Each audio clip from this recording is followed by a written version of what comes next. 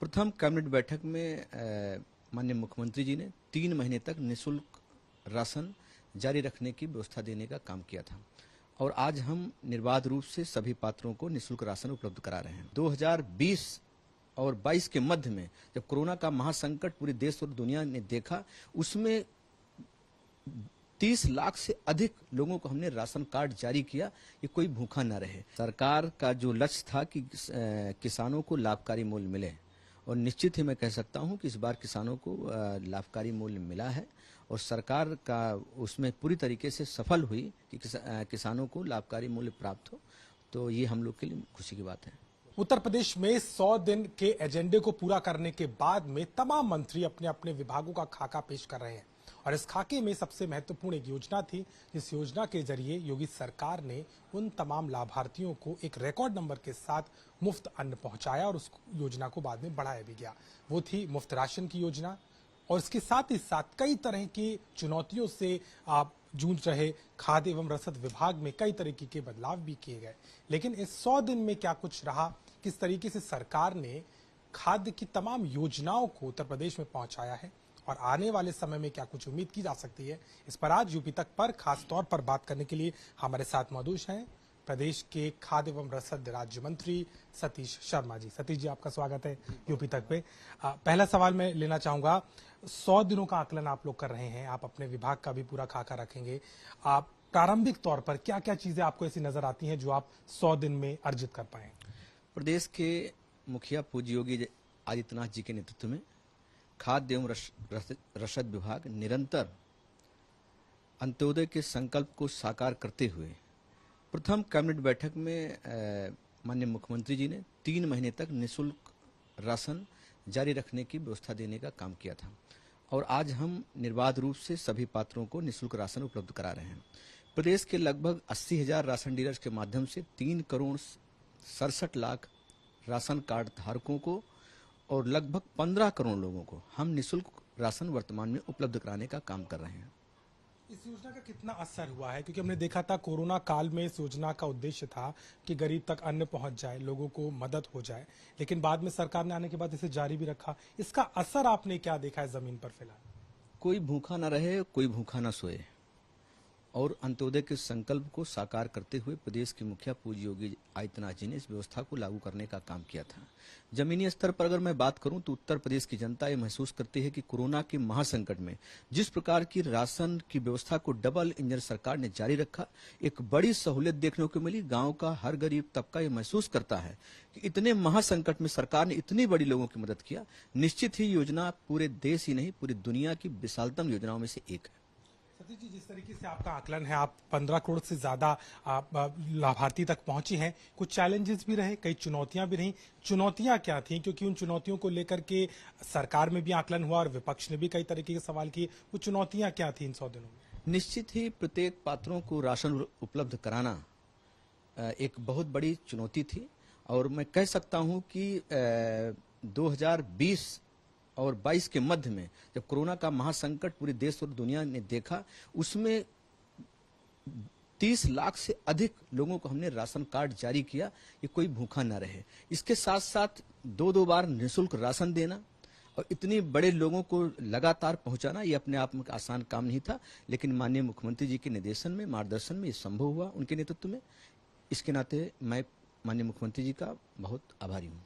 एक चीज और देखने को मिली थी कि कई अनियमितताएं भी देखी जा रही थी, उस पर आपने क्या काम किया है? क्योंकि कौन लाभार्थी है, नहीं है, वेरिफिकेशन है, कई जगह इस तरीके की आप सूचनाएं भी आ रही थी कि कई लोगों के राशन कार्ड गलत बंद कर दिए गए, उसको लेकर के भी विरोध हुआ। वहां पर आपने कैसे काम किया?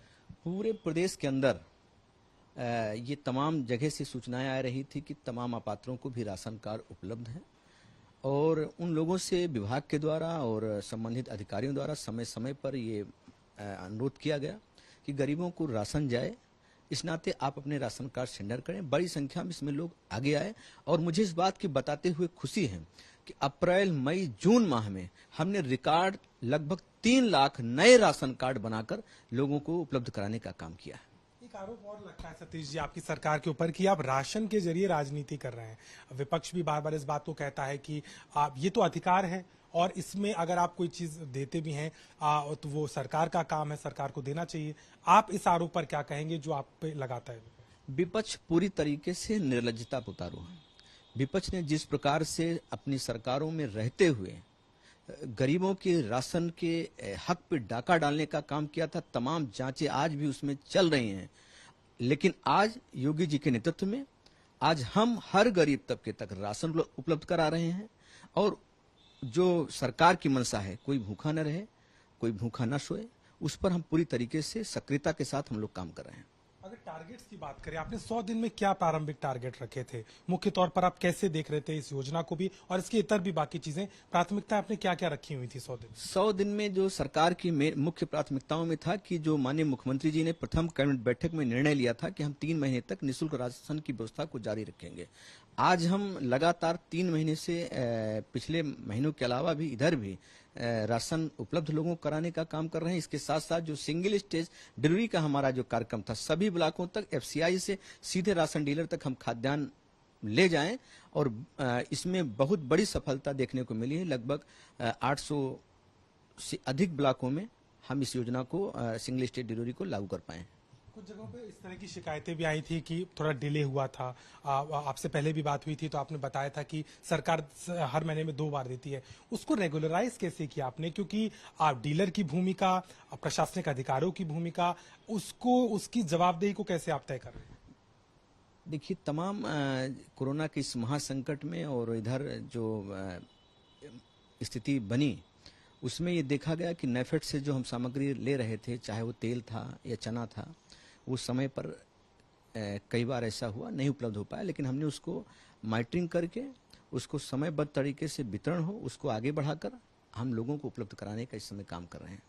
आपको लगता है कि इस योजना का जो असर है वो एक लाभार्थी वर्ग को हुआ है, या क्योंकि लोग कह रहे हैं, तमाम तरह के आरोप ये भी लगते हैं कि 2024 का चुनाव सामने है, सरकार कहीं ना कहीं इस योजना के जरिए फिर से एक वो माहौल बनाने की कोशिश कर रही है, तो आप इन बातों पे क्या कहें? सरकार का जो संकल्प है अंत्योदय का संकल्प है। सरकार चुनाव के हिसाब से नहीं, जनता की सहूलियत के हिसाब से काम करती है।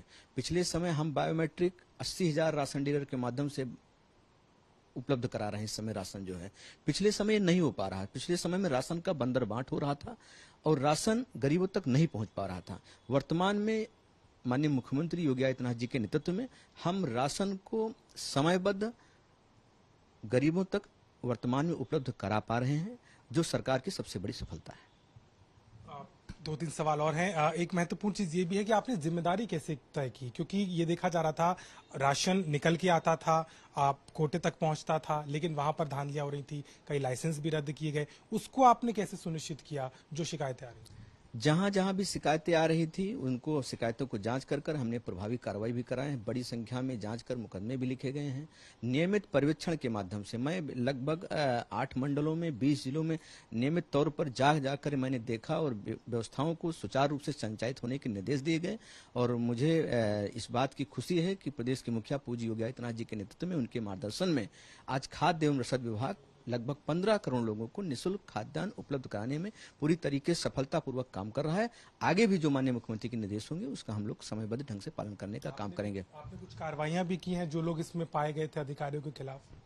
नहीं, देखिए, मतलब सरकार लगातार नियमित रूप से व्यवस्थाओं को सुचारू रूप से संचालन हो, इसके लिए पर्यवेक्षण करती है, देखरेख करती है, जांच भी करती है, और उन सभी माध्यमों से जो भी शिकायतें आती हैं उन पर हम कार्रवाई करते हैं।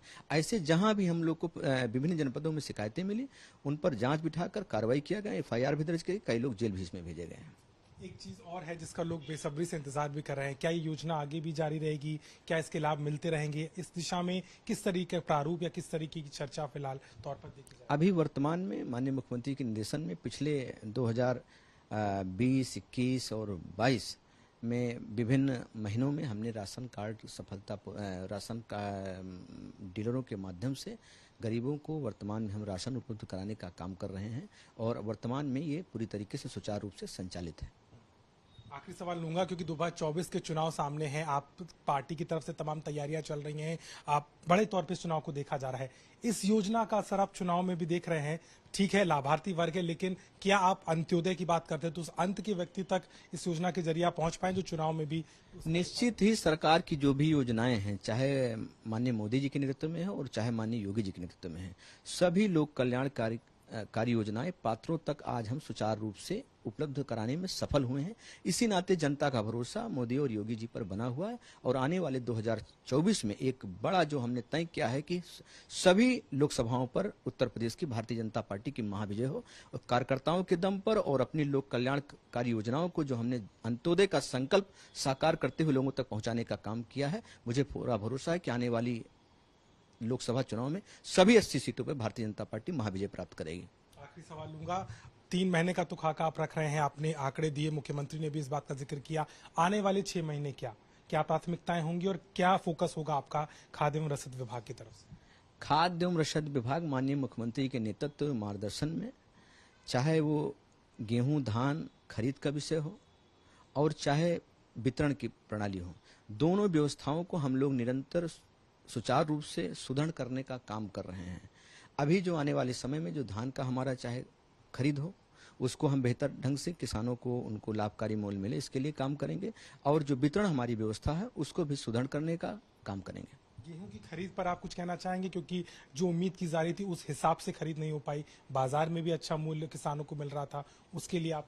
नहीं, सरकार का जो लक्ष्य था कि किसानों को लाभकारी मूल्य मिले, और निश्चित ही मैं कह सकता हूं कि इस बार किसानों को लाभकारी मूल्य मिला है और सरकार का उसमें पूरी तरीके से सफल हुई कि किसानों को लाभकारी मूल्य प्राप्त हो, तो ये हम लोग के लिए खुशी की बात है। साफ तौर पर खाद्य एवं रसद मंत्री हैं और सीधे तौर पर जिस तरीके से उत्तर प्रदेश में चाहे मुफ्त राशन की योजना हो, इसके साथ ही साथ में धान और गेहूं की खरीद और तमाम योजनाओं में खास तौर पर खाद्य एवं रसद विभाग की मुफ्त राशन की योजना का असर न सिर्फ विधानसभा चुनाव में देखने को मिला, बल्कि लगातार सरकार बनने के तुरंत बाद पहली कैबिनेट में इसे बढ़ा करके एक सीधा संदेश भी दिया गया। हालांकि लगातार इस योजना को लेकर के सरकार आगे कदम बढ़ा रही है, अनियमितताओं को लेकर के कदम उठाए गए हैं और सीधे तौर पर इस बात का दावा किया जा रहा है कि आने वाले समय में भी इसी तरीके से इस योजना को आगे जारी जिस तरीके से सरकार चाहेगी रखेगी और सीधे तौर पर इसका लाभ पहुंचाने के लिए कहीं ना कहीं इस योजना को जनता तक पहुंचाने की कवायद है। लखनऊ से कैमरामैन गौरव के साथ अभिषेक मिश्रा, यूपी तक।